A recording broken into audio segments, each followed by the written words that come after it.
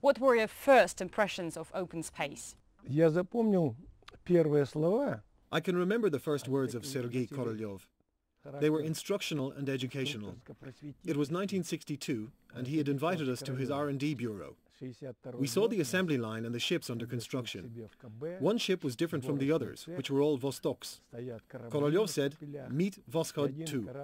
What made it different? A different engine system which added a retro rocket and an extra 1.3 by 2.3 meter cylinder. Next, Korolev told us that a sailor aboard an ocean liner has to be able to swim. A cosmonaut aboard a spaceship has to be able to swim in space, as well as perform installation and deinstallation tasks. Otherwise, we won't be able to do anything."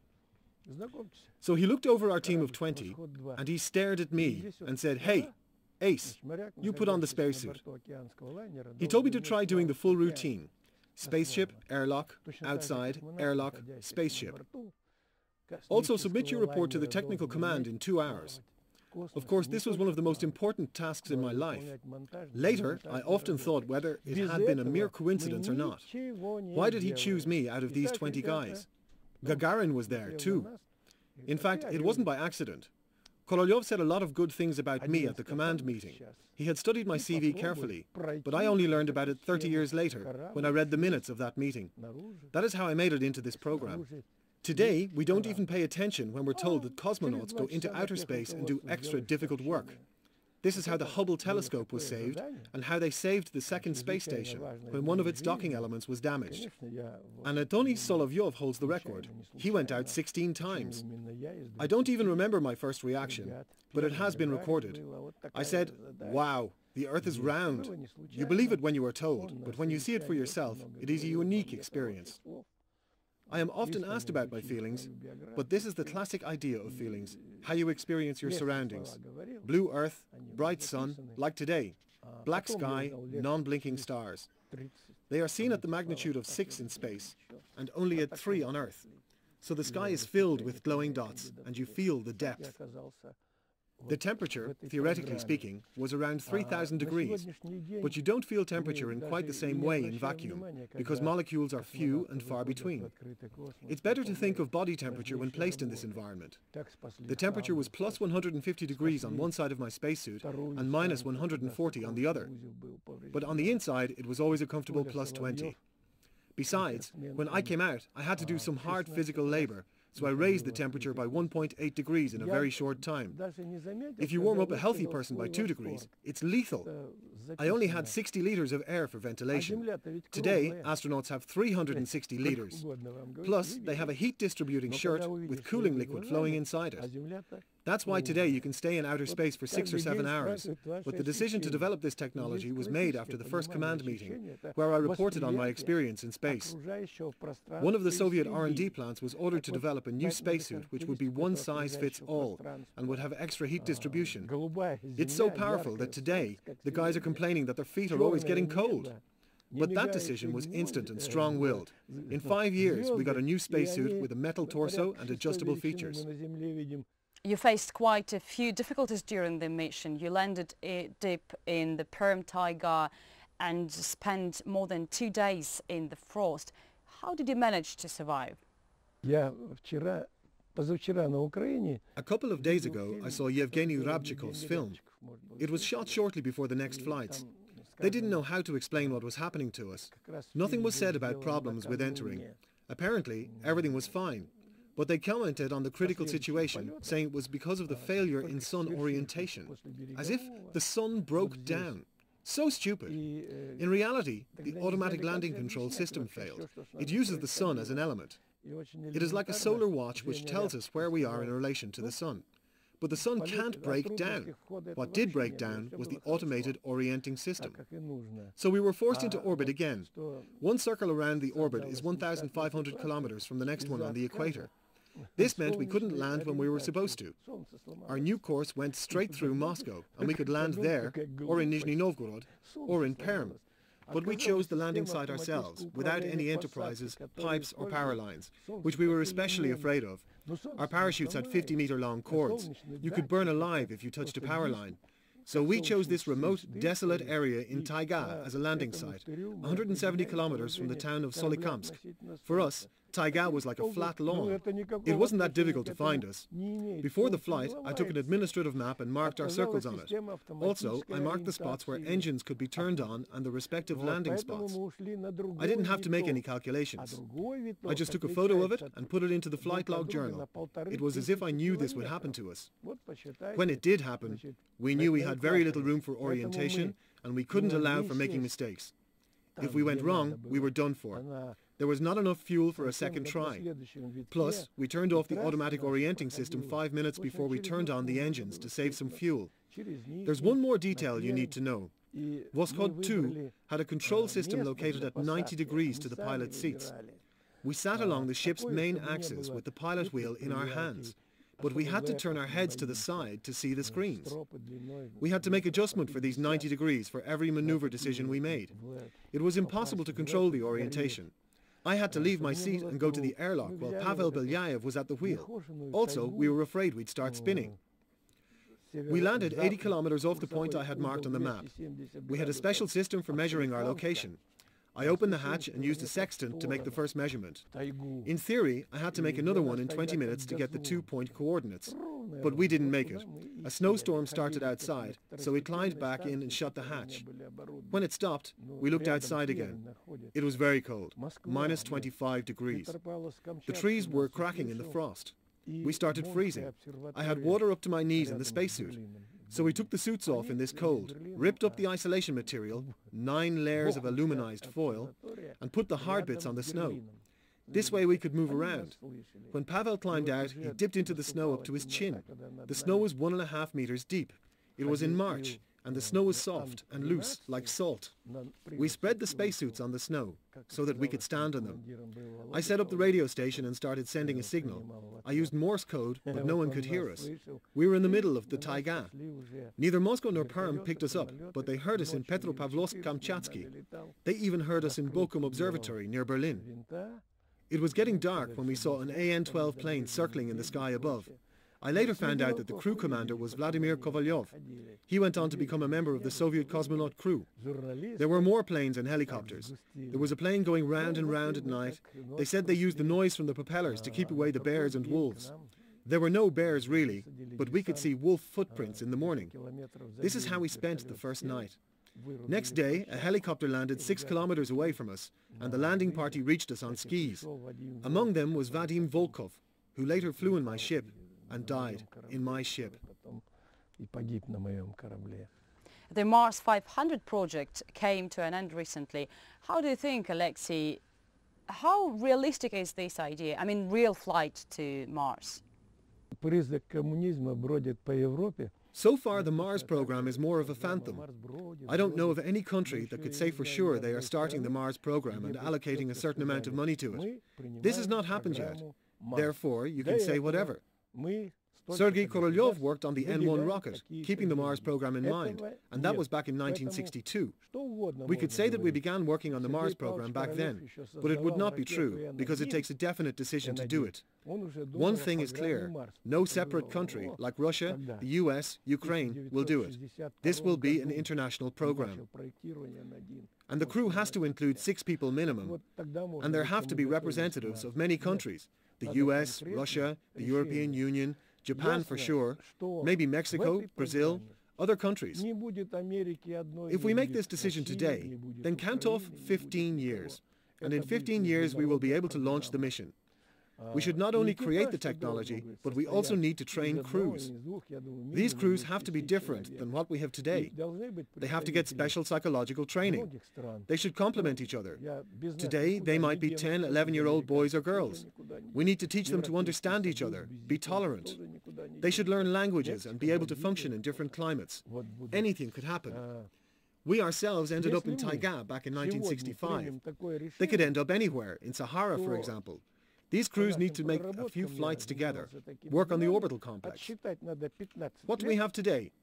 The energy carrier, we could restart its production. Secondly, we have experience with long-term life support systems. Titov was in space for a year. Yuri Romanenko flew for 11 months. Sergei Krikalyov, 844 days. enough to go to Mars and back. Russian life support systems are unique. No other country has anything alike, and they allow you to work in space for 3 to 5 years. Take water, for example. You need 3 liters per person daily. So you figure out how much water you will need for 2 years. You can't do anything without the regeneration system. Russia has a very reliable system. Alexei, you also were one of those preparing for the USSR's manned moon mission, but the flight was cancelled and Americans were the first humans to walk on the moon. How did it happen? This is a big disappointment in my life, because 3 years were lost. The training was extremely difficult. We had 3 crews who were supposed to orbit the moon, and then 2 people were going to land on it. The first part was going very well. During the first flight, there was an annoying error with the engine. The positive charge was mixed up with the negative charge, so the engines began to work in the opposite direction. The ship stopped at the intermediate orbit. It is hard to imagine now something like that happening. You can't even mix charges on car engines. The rocket industry was not connected with the jet industry, and things that had been worked out in the aviation were not applied in rocket construction. We had 2 accidents. People were killed because aviation technologies had not been applied. There were 6 launches under the moon orbiting program. In 1962, Kennedy announced landing on the moon was part of the national program. They didn't expect Gagarin's flight to space and the first man in open space. Brown himself told me, "We have not even thought of that. Technology allowed us to do it, but if we did not have Korolev, so we lost the momentum." Time was crucial here. Rocket industry takes time, and you can't speed up the process. The technology is strictly time-tied, and they lost the momentum, later trying to make up for it. When White went into open space, he depressurized the whole spacecraft, which is very dangerous. The United States are often accused of not actually going to the moon and faking the images from there. What's your take on that? That is ignorance, total ignorance on the part of those who say so. These people don't know anything about technology, or they just seek popularity. Only 2 countries did not monitor orbiting the moon and landing on it. It was during the Cold War. There were systems monitoring planes as well as rockets. Our radars monitored everything. We did not have a mission control center. There was a space communication military base in Moscow. Americans announced the start of Saturn V with Frank Borman as the commander. We observed the start of the rocket. Americans were transmitting it to the whole world, and only 2 countries were not watching, the Soviet Union and China, out of stupidity. We saw all 4 adjustments. Our systems saw how a huge meteor came from the south and landed. One interesting fact, Frank Borman came here sometime after the flight. Crowds surrounded his hotel every day. The government held a great reception for him. There was a press conference. Our people greeted Frank Borman just like they had greeted Gagarin. It was pure joy. We could have orbited the moon before Frank Borman. All the tests were going great. We were asking to go on L6. No, let's do more tests. Korolev had died, and Vasily Mishin took over. He was an excellent engineer, but he didn't have Korolev's strong leadership skills. Our engineers didn't like the risk, so they launched the 6th unmanned craft, which landed 600 meters away from the launch. Precision. All systems worked perfect, but it was unmanned. This was the most painful thing. We had all the chances to go orbit the moon before Frank Borman did it. As far as landing goes, we were supposed to orbit the moon 3 times and then pick 2 crew members. Americans planned for 2 people to land. We planned 1. I was the lunar team commander and in charge of the group training. We had 3 crews on the team together. So when Americans announced their mission, we all gathered at this military base. We sat there, holding our fingers crossed. We wished all the luck to the guys. We personally knew them, and they knew us. Radars were monitoring the whole process. When the ship landed, their external cameras began to show the surroundings. We saw it all. Then the hatch opened, the next camera turned on. They really had thought it all through. Armstrong goes down the steps. The last step was about 50 centimeters above the moon's surface. He was moving his foot carefully. We all froze, waiting to see what was going to happen next. He jumped off the step, then bounced and began to walk. He had an antenna that transmitted everything to the Earth. We saw everything that they did. The question about the wind on the moon. There is a copy of that American flag in the museum. The flag was taken out of the case and unfolded, and this unfolding looked as though the flag was being moved by the wind. The rumor started when Kubrick's wife commented on her husband's work. She said that it was very difficult to make the film about Americans landing on the moon. Well, it is understandable. There are 2 ships left on Earth. One is at the Smithsonian Museum. It is not allowed to even take pictures there because the displays there are extremely valuable. And the second ship, the exact copy, is in Hollywood. So he did some of the shots there, things like landing, opening of the hatch, because otherwise viewers would not get the whole picture. So that's how the rumor about the landing on the moon footage being fake started. 2 people even went to prison for false witness. When it got to our journalists, they began to spread all kinds of nonsense. There were 2 idiots showing pictures of the Earth taken from the moon. They said they were optics specialists, and apparently it was impossible to take such a detailed picture of the globe with all the continents and even rivers. The funny thing is, we ourselves took this picture from our unmanned craft, using the camera made by one of Moscow's optical labs. We did this. How dare they say things like that? And we had 2 unmanned vehicles for 9 months there. It is such ignorance to say that Americans were never there, but we controlled our vehicles from the Earth. It is simply impolite. But it is even more impolite that only 2 countries did not watch the mission, China and the Soviet Union, both communist countries. It is just idiotic nonsense. They robbed their own people of this experience. It is like, if we didn't show it, that means it never happened. Like a cat that sneaks in somewhere with closed eyes, thinking it is invisible. It was wrong for such a great country to do something like this. Is there any sense in exploring the moon today, Alexei? It does not today, but it is impossible to stop the process. It makes sense to go back to the moon, even in terms of economy. This would be a great foundation that will bring us closer to understanding the universe. It would be much easier to work there compared to the space station. We can all do that. Of course, we can always complain about lack of finances, but we shouldn't do this alone anyway.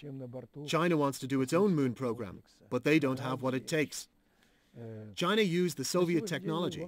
I presented the construction of the Soyuz spacecraft to 2 major commissions. They basically copied our ship and the rocket. They would not be able to do anything without us. They have built up some potential now, but as far as I know, they don't have reliable life support systems.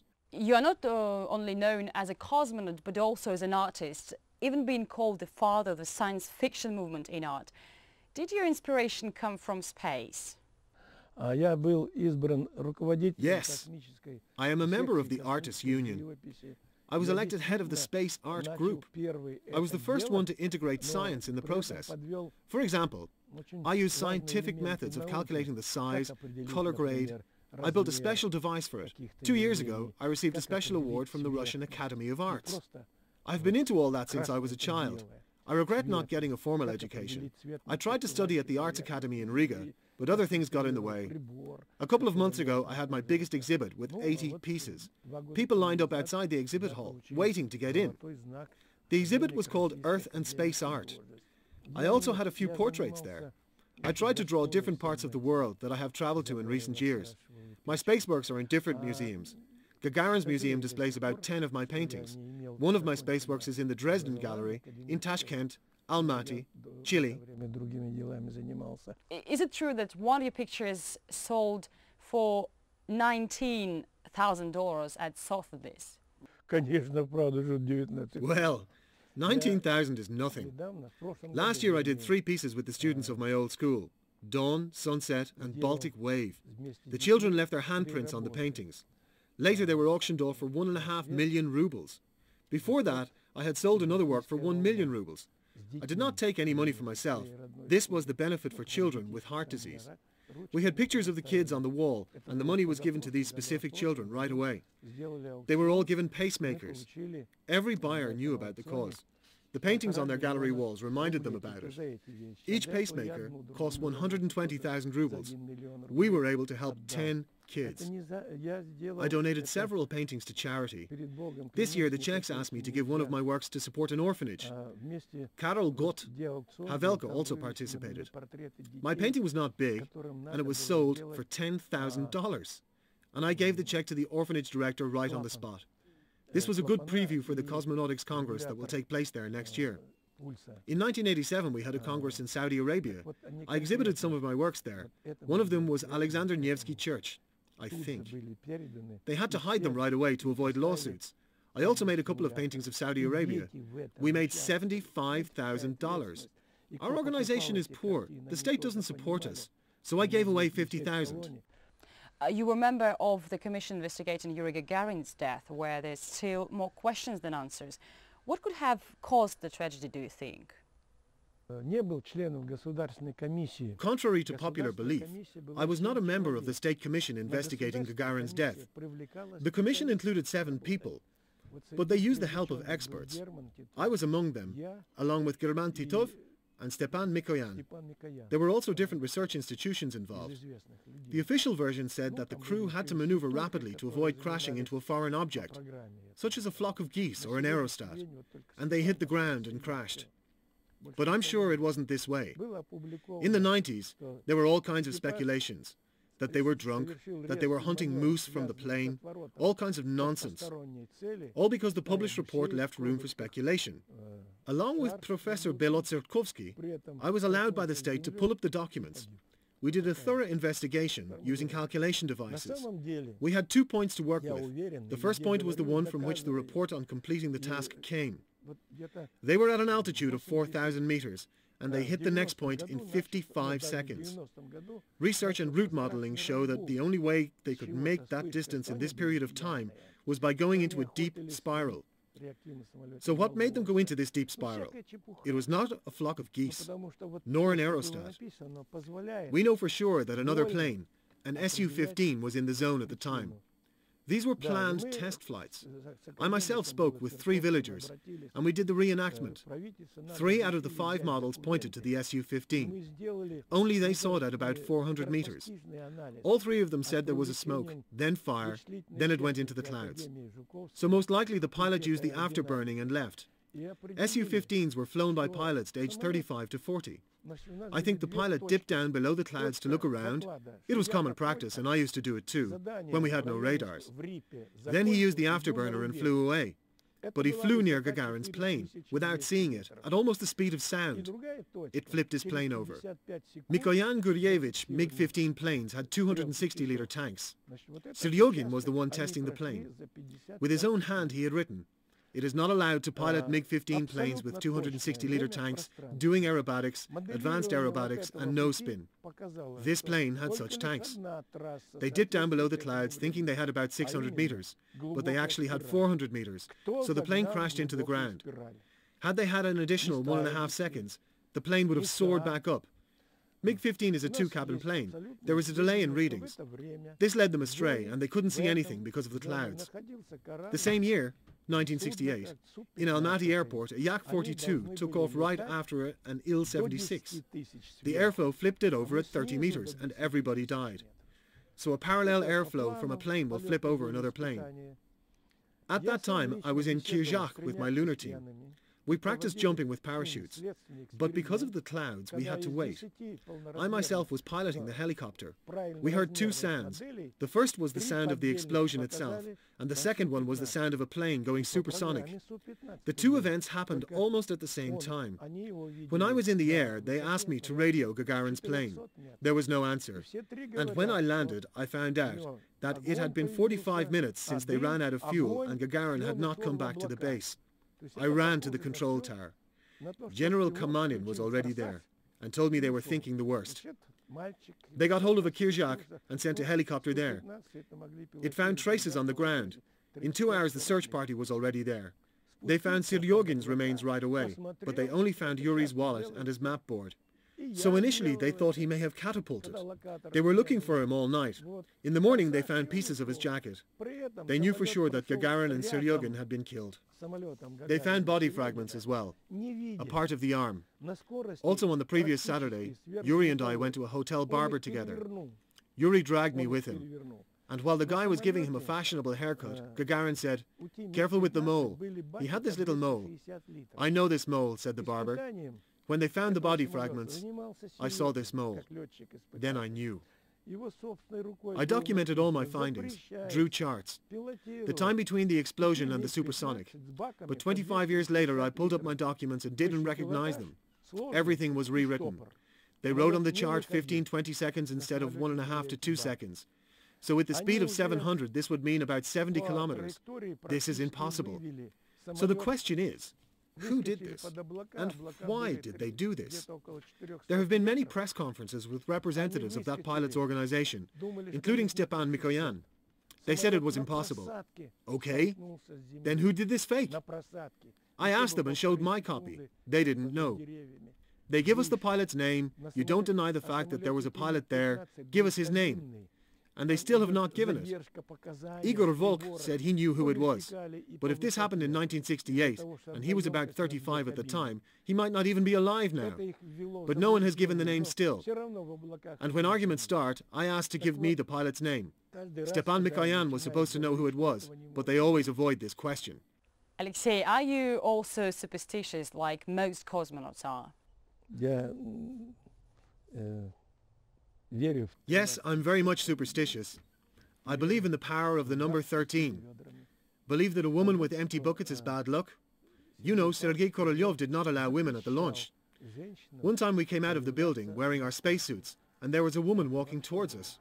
It was really strange. She didn't even let us through. We had to step aside. I told Pavel, everything will turn out fine in the end, but we will have lots of problems in the process. And sure enough, this woman was the director of a film studio. They were making a film there. No one knows how she ended up there. We had all kinds of issues in the 3 days. She later cried really hard, blaming herself for the problems. We saw her on our way to the bus. We opened the door, and there she was. We had to let her through. When I was the team leader, knowing how superstitious cosmonauts are, I would find a cute girl, dress her up, give her 2 full buckets of water and send her towards the cosmonauts as they were getting out of the hotel and walking on the red carpet. I did it for good luck. They had no idea it was a setup. We still make sure to sit down for a few moments before we leave the hotel room, leave our signatures on the doors and go to the launch. It's like religion. If it helps, then why not? Let people live with that religion. Everyone cries, "Oh God, help," when they are scared. Have you ever seen a UFO? Does it exist, really? How do you think? Belief in UFOs is just as stupid as the claim that Americans have never landed on the moon. For a long time I was doing investigations in this field, and I talked to a lot of interesting people. Whatever they say, there's always one question left unanswered. People want it this way. Unfortunately, this is all a fraud. Even the alien autopsy tapes. Its creators later confessed that it was a hoax, but it doesn't mean no one has ever been on Earth. Religion tells us there was an enlightener and apostles. That and ascension are present in all the world religions. But for me, there's still one phenomenon I cannot explain. It's those circles in the fields. It's not a hoax, and you can't fake one. What is it? No one has been able to explain. I'm 100% sure there's no intelligent life in the solar system, but it has to exist somewhere. The nearest planetary system to us is in the Alpha Centauri constellation, but it will take you 5 light years to get there. This means flying for 5 years at the speed of light, 300,000 kilometers per second. We cannot do that. And we won't be able to do that for a long time. This must be traveling through a biofield or something like that. I'm sure someone has visited the Earth, because we have only had the written word for several hundred years. Before that, there were oral stories and many errors. Thank you very much indeed, Alexei, for being with us here on our team. It's a pleasure for you. Thank you. Pleasure for you.